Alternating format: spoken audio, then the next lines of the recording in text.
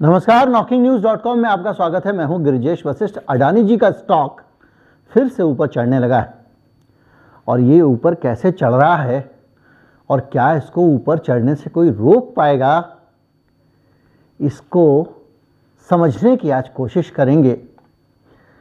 ऐसा क्या हो गया कि दाम ऊपर हो गया, देखते ही देखते 17 नंबर पे आ गए अडानी जी, वापस 19 नंबर पे पहुंच गए थे। क्या हुआ है?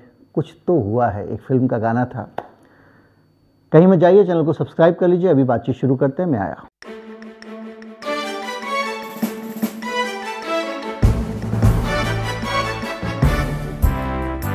जब आप अडानी के ऊपर चढ़ते शेयर पर नज़र डालते हैं तो आपके दिमाग में एक सीधी चीज़ आती है और वो आता है हिंडनबर्ग रिसर्च। हिंडनबर्ग रिसर्च का काम क्या था, इसको दोबारा याद दिलाना चाहूँगा। उनका काम था शेयर का दाम गिराकर पैसे कमाना। इससे आगे और पीछे उस संस्था का, उस कंपनी का कोई मकसद नहीं था। अडानी जी का स्टॉक उसने गिरा दिया और अपने पैसे बना लिए।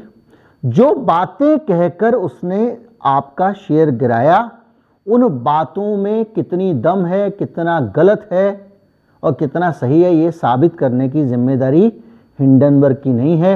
अडानी जी ने उसे धौंस दी। उसने कहा आ जाओ बेटा कोर्ट में। और ये भी उसका जो है सिर्फ एक ही चीज़ पे केंद्रित था, उसके मुनाफे। वो शॉर्ट सेलर है। मैंने शॉर्ट सेलिंग क्या है इस पर वीडियो बनाया है और फिर भी बता देता हूँ कि सुबह सुबह जब दाम ज़्यादा हो चीज़ों का तो खरीदो और शाम को कम हो जाए तो वो चीज़ लौटा दो। ये शॉर्ट सेलिंग है। यानी आपको पता है शाम को माचिस 25 पैसे की जगह 10 पैसे की हो जाएगी, तो सुबह एक दुकानदार से ने कह दिया कि भाई 10 माचिस मेरी है, ठीक है। शाम को जब वो 10 पैसे की हो गई तो 10 माचिस खरीदी और उसको लौटा दी और 15 पैसे बना लिए। ये है शॉर्ट सेलिंग। तो उसका काम सिर्फ इतना था कि वो अपना काम करके निकल गया। इसके बाद अगर आप सोचें कि हिंडनबर्ग खड़े होकर निगरानी कर रहा है, हिंडनबर्ग अडानी जी को एकदम नज़र रखेगा, तो वो सेबी नहीं है। वो हिंदुस्तान का कोई नियामक भी नहीं है, वो भारत सरकार भी नहीं है, वो वित्त मंत्रालय भी नहीं है। यानी आप उसका काम निकल गया है। अब आप चाहो शेल कंपनियों से पैसा लाओ, चाहो पैसे को आप घुमा के लेके आओ, चाहे मॉरिशस से लाओ, इंडोनेशिया से लाओ, कहीं से लाओ, उसको कोई फर्क नहीं पड़ता। वो अगला मुर्गा फांसेगा, साल 2 साल लगाएगा, एक नई कंपनी पर रिसर्च करेगा, उसको डुबाएगा, फिर वहां से पैसा बना लेगा। तो हिंडनबर्ग अब पिक्चर से निकल गया है एक तरह से देखा जाए। लेकिन हिंडनबर्ग हमको एक काम दे गया है कि भाई साहब आपकी इस कंपनी के साथ ये गड़बड़ है। अब बाकी कौन जानो, आप जानो। कौन जाने? मोदी सरकार जाने, केंद्र सरकार जाने, सिक्योरिटी एंड एक्सचेंज बोर्ड जाने, है ना, और बाकी जो हिंदुस्तान की बाकी डायरेक्टर रेवेन्यू, इंटेलिजेंस और 50 तरह की एजेंसियां हैं, वो समझें और जाने। तो जब हिंडनबर्ग निकल जाता है तो कोई अब फिर से अडानी ग्रुप पे नजर रखने वाला कोई नहीं। सरकार अडानी ग्रुप के साथ खड़ी है, भारतीय जनता पार्टी साथ में खड़ी है। आरएसएस ने जिस तरह से कैंपेन किया, 5 जन ऑर्गेनाइजर के जरिए आवाज उठाने वालों को घेर दिया, उसे यह स्पष्ट हो गया था कि अडानी जी आरएसएस के ऑफिशियल लाला हैं। तो उसके बाद में अब स्टॉक ऊपर कैसे जाता है ये समझना पड़ेगा।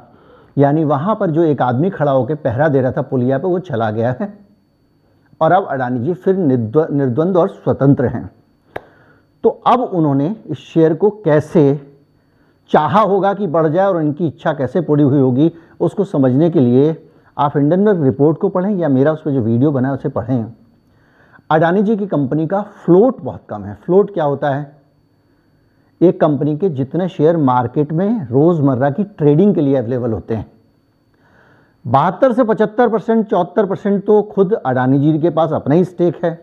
इसके अलावा LIC जैसी बड़ी कंपनियों ने खरीदा हुआ है और इसके अलावा कुछ 15% के आसपास स्टेक अलग अलग कंपनियों में कम ज़्यादा है, वो FIIs का है, विदेशी कंपनियों का है। और हिंडनबर्ग रिपोर्ट का कहना था कि ये वो FIIs हैं जो कि अडानी जी की अपनी शेल कंपनियां हैं। तो बचा क्या? 75 आपका हो गया, 15 उस कंपनी का हो गया, LIC का हो गया 1% के आसपास। तो सब मिला मिलू के जो सीन बन रहा है वो बच रहा है 6%, 8% के आसपास या 4% के आसपास। उस 4% शेयर के दाम बढ़ाना है और घटाना है। मार्केट से कोई भी खरीद ले, दाम ऊपर दौड़ पड़ेगा। कोई भी बेचने लगे बड़े क्वांटम में, दाम धड़ाम से गिर पड़ेगा। लेकिन क्या इस तरह से ऊपर शेयर का जाना या नीचे आना किसी भी देश और समाज के लिए सही है? इसको हम थोड़ा सा टेक्निकल चीज़ों पे समझने की कोशिश करेंगे। मैं बहुत ज़्यादा एक्सपर्ट इसका नहीं हूँ। अक्षत श्रीवास्तव हैं, बहुत अच्छे एनालिस्ट हैं। उन्होंने और अश्वत्थ दामोदरन, इन दोनों लोगों के असेसमेंट के ज़रिए हम इसको समझने की कोशिश करते हैं। अश्वत्थ दामोदरन ने अभी हाल में एक बहुत तफसील से बताया था कि क्यों अडानी जी का शेयर 947 रुपये होना चाहिए, ना कि 1400-1500 रुपये। और शेयर जिस टर्निंग पॉइंट से चढ़ना शुरू होता है उस टर्निंग पॉइंट पे हम जाएंगे। उससे पहले एक चीज़ को समझ लें कि अगर वहाँ से फ्राइडे को अडानी जी का शेयर ऊपर नहीं जाता, फ्राइडे को जितना नीचे चला गया था, उसके बाद मंडे को जब वो लौटे हैं और सैटरडे संडे को जब पूरी तरह से बीजेपी ने और सब लोगों ने उनकी तरफ से फील्डिंग करके मार्केट को ये संदेश दिया कि उनके पक्ष में सरकार अभी भी खड़ी हुई है, तब मंडे से ये उठना शुरू होता है। तो एक तो संदेश गया, तो जो एक नॉर्मल बायर है उसका तो संकेत गया ही। दूसरा, जो मार्केट को मैनिपुलेट करने वाले बुल हैं, तेजड़िए हैं, उन्होंने भी इसका फायदा उठाया होगा। और बाकी अगर मान लीजिए कि फिर से नंबर 2 के पैसे के जरिए इसका दाम बढ़ाने की कोशिश हुई होगी। पिछली बार मैंने जब आपको कहा था कि उसमें जो है हवाला का पैसा आके नहीं बढ़ सकता, उसमें पेन लगता है, तो मुझे किसी ने करेक्ट किया कि ऐसा नहीं है। स्टॉक मार्केट में बाहर से पैसा आ सकता है, उसमें इतना ज़्यादा KYC का चक्कर नहीं होता है। मैं एक्सपर्ट नहीं हूँ, बार बार कहता हूँ। बहरहाल, लेकिन जो चीज़ आई उससे ये ऊपर भागा। अगर ये नहीं भागता, सोमवार को भी गिरता, मंगलवार को भी गिरता, तो अडानी ग्रुप का क्या होता? ये एक असेसमेंट है अक्षत का, इसको पहले हम समझते हैं, उसके बाद आगे बढ़ते हैं। वो ये बता रहे हैं कि पिछले 10 साल में अडानी जी ने अपने शेयर्स को बाहर नहीं निकाला है, अपने पास ही रखे हैं। तो वो एक तरह से फैमिली बिजनेस बना हुआ है, तो उनके पास में बड़ी संख्या में शेयर हैं और उनके पास जो हैं फ्लोटिंग शेयर जो है मैंने बताया बहुत कम है। तो कुल मिला के उन्होंने LIC की प्रेस रिलीज निकाली जिसमें इंडियन बैंक और LIC के बारे में बात कर रहे हैं और वो कहते हैं LIC की कुछ 35,917 करोड़ रुपए का निवेश है, यानी 36,000 करोड़ के आसपास पैसा LIC ने लगाया हुआ है। कहाँ पे लगाया हुआ है? अडानी जी की कंपनियों में। और ये खरीदा गया था 30,127 करोड़ रुपए में, यानी 30,127 करोड़, मतलब ऐसे समझिए कि 35,000 रुपये का, सीधे सीधे समझ लिए 36,000 रुपये का इनका जो है इन्वेस्टमेंट है। और ये जो 36,000 के शेयर आज LIC के हैं, मतलब फ्राइडे की बात कर रहे हैं हम, ये शेयर उन्होंने खरीदे थे LIC ने 30,000 रुपये, यानी 6,000 रुपये के फायदे में LIC तब भी थी, 6,000 करोड़ के फायदे में। ठीक है, सब में करोड़ जोड़ लीजिएगा। तो जब 6,000 करोड़ रुपए के फायदे में LIC है तो आप कहेंगे भाई फायदे ही फायदे में, लेकिन इसमें एक पहलू है। जो पैसा है 27 जनवरी 2023 को हो गया था 56,142 करोड़ रुपए, यानी 56,000 करोड़ हो गया था। कब हो गया था? 2023 की 27 जनवरी को, यानी जहां से ये गिरना शुरू हुआ और पहले ही डबल पैसा LIC इसमें कमा चुका है। अब आप ये कहोगे कि 30,000 लगा के 56,000, तो मतलब डबल तो कमा ही लिया। लेकिन अडानी की जो गिरावट हुई है वो 50 से 60% हुई है फ्राइडे तक। तो 50 से 60% गिरावट होने का मतलब ये कि ये 56,000 करोड़ है, ये हो गया 28,000 करोड़, क्योंकि जनवरी में 56,000 करोड़ था, उसके बाद का तो आपका डाटा नहीं है। और अगर अडानी की दौलत हो गई आधी, तो इसका मतलब LIC का पैसा हो गया 28,000 करोड़। और खरीदा कितने का था अडानी जी ने? 30,000 करोड़ का। तो फ्राइडे के दिन LIC 2,000 करोड़ के घाटे में चल रही थी और LIC की जिम्मेदारी बनती है अपने जो इन्वेस्टर हैं उनके प्रति कि वो घाटे में जाते हुए शेयर को ज़्यादा समय तक होल्ड नहीं रख सकती। और LIC उस समय भी ज़बरदस्त घाटे में थी, क्योंकि अगर LIC इस शेयर को बेचने निकल पड़ती, जिसकी की बहुत गुंजाइश थी, क्योंकि वो ऑलरेडी एक बड़े घाटे में चल रही थी, और घाटा उसको हो जाता अगर मार्केट और आगे गिरता, तो उसको क्या करना था, उसकी मजबूरी थी कि वो इसको बेचे। और जिन बैंकों के पास में इनके शेयर थे उनके पास भी मजबूरी थी कि उसको निकाल दें। अब आपको क्या लगता है कि जो 28,000 करोड़ रुपया था LIC का, शेयर बेच के वो 28,000 करोड़ वसूल कर सकती थी? नहीं कर सकती थी, क्योंकि अगर वो शेयर बेचने आती और इतनी बड़ी मात्रा में शेयर LIC जैसे ही बेचने का ऐलान भर कर देती, शेयर का दाम कितना हो जाता?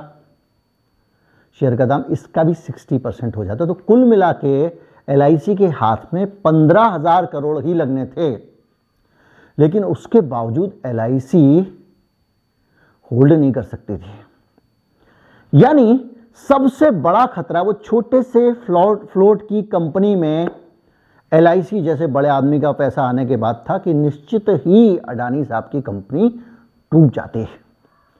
अब अडानी साहब के पास क्या विकल्प था? किसी भी हालत में सोमवार से शेयर बाजार ऊपर जाना शुरू हो, क्योंकि मैंने आपको बताया था कि स्टेट बैंक भी कहीं ना कहीं जो शेयर प्लेस किया हुआ है वो प्लेस किए हुए के रेट से नीचे चला जाता। बैंक उस तरह डाटा नहीं दे रहा है किस देश में किस रेट में प्लेज किया है, लेकिन खतरा मंडरा रहा था। ऐसे में मार्केट को ऊपर जाना ही चाहिए था, अगर नहीं जाता तो अडानी जी और डूब जाते।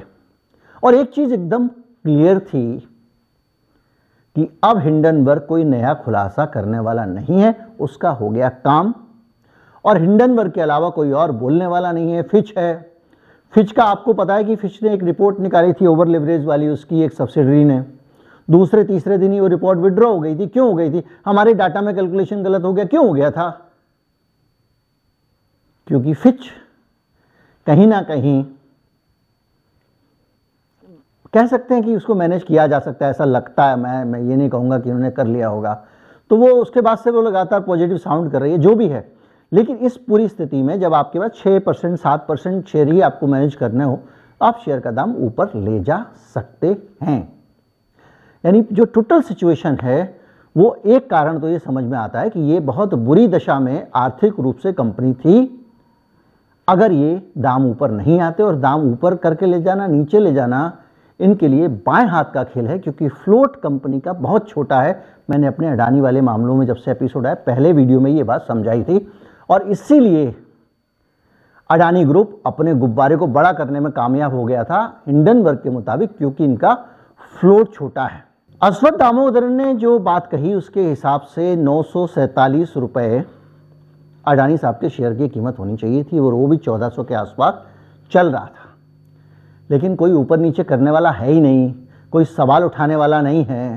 पूरा का पूरा सिस्टम अगर बचाने में लग जाए, और जो एक आदमी सवाल उठाने वाला था उसका काम बन गया, वो निकल लिया,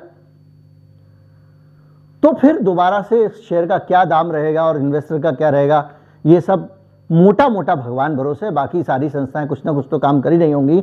बहरहाल वो ये कहते हैं कि इस कंपनी का जो PE रेशियो है वो बहुत खतरनाक है। PE रेशियो क्या होता है? Profit to earning ratio. अब अगर आप थोड़ा ध्यान से देखें तो उन्होंने इन कंपनियों के ऊपर, दामोदरन साहब ने, आपको मैं बता चुका हूं कि दुनिया के सबसे बड़े खिलाड़ी हैं वो। किस चीज़ के? शेयरों के वैल्यूएशन के। वो आदमी है जब जोमेटो के IPO को खरीदने के लिए हिंदुस्तान के लोग करीब करीब पागलपन की हद पार कर रहे थे, उस आदमी ने कहा कि ये गिरेगा, मत खरीदो। कुछ समय बाद वो ही हुआ। बहरहाल उनका कहना यह है कि वैल्यूएशन जो है वो बहुत कम है इस कंपनी का। उसकी वजह कारण बताया, एक तो प्रॉफिट टू अर्निंग रेशियो इनका बहुत कम है, यानी इनके मुनाफे बहुत कम हैं, पहला। और ये कंपनी इंफ्रास्ट्रक्चर के फील्ड में है, इसलिए इसका फेसबुक गूगल वगैरह से उनका भी प्रॉफिट टू अर्निंग रेशियो कम है। लेकिन उनसे तुलना इसलिए नहीं की जा सकती क्योंकि इंफ्रास्ट्रक्चर बिजनेस में पैसे की रिकवरी लंबे समय बाद होती है।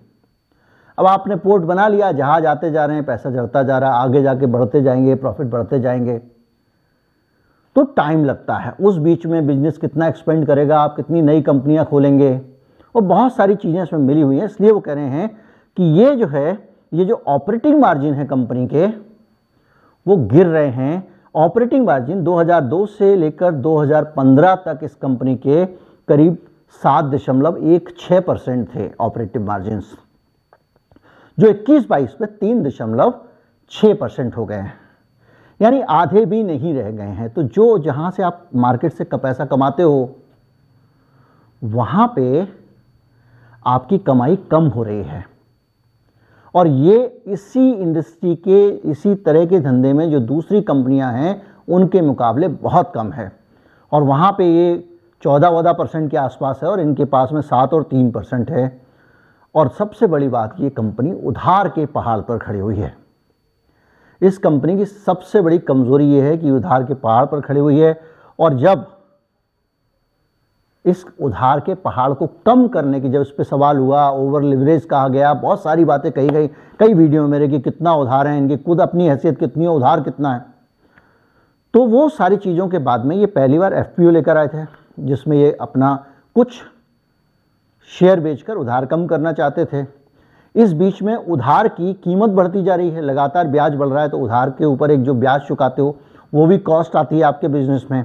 तो वो सारी चीज़ें जो हैं वो बढ़ती चली जा रही हैं। कर्ज पे खड़ी हुई कंपनी है, इसलिए इस कंपनी का जो वैल्यूएशन अगर आप करोगे तो इन फैक्टर्स को दिमाग में रखोगे।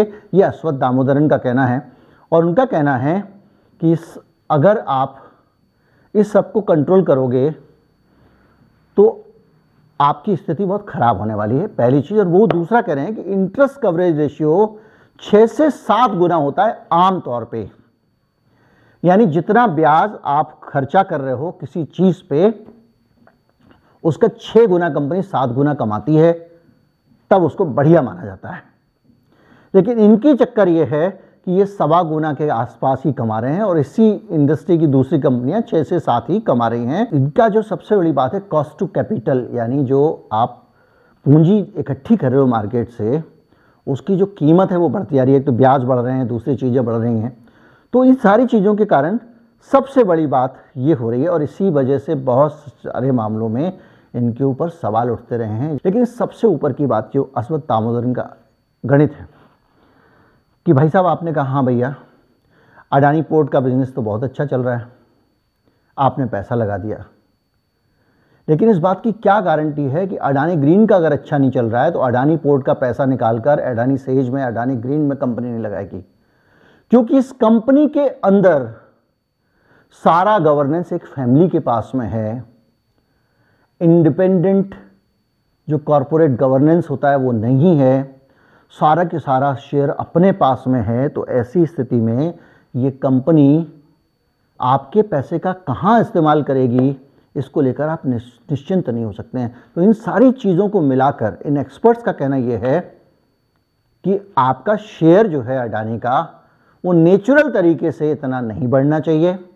और दूसरी चीज़ ये कि फ्राइडे के बाद में अगर ये सैटरडे संडे मंडे अगर शेयर गिरता तो अडानी साहब का डूबना सुनिश्चित हो जाता, वो बचना असंभव था। तीसरा ये, जिस आदमी की वजह से मैनिपुलेशन करने से आप डर रहे थे, बच रहे थे, जिस संस्था की वजह से, वो अपना काम करने के बाद निकल चुकी है।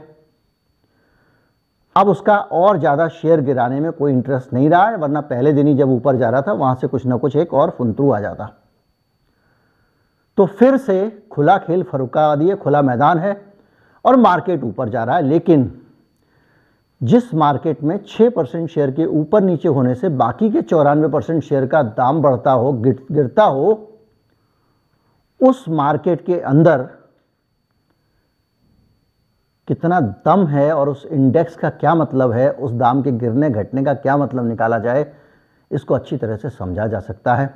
बहरहाल सरकार के ऊपर बहुत दबाव है और इस सरकार की बेइज्जती बहुत हो जाती है। अगर ये विपक्ष की मांग मान ले या किसी की मांग मान ले तो बड़ी बेइज्जती हो जाती है, तो नाक का सवाल भी है। और इस पूरे खेल के बीच में अगर ईमानदारी से चीज़ों की जांच हो जाए तो अच्छा है, क्योंकि बहुत सारे आरोप आए हैं। सामने वाले ने आपको बता दिया कि आपके नाक पे मक्खी बैठी है, आप नाक पे मधुमक्खी को उड़ाना चाहें नहीं उड़ाना चाहें आपकी चॉइस है।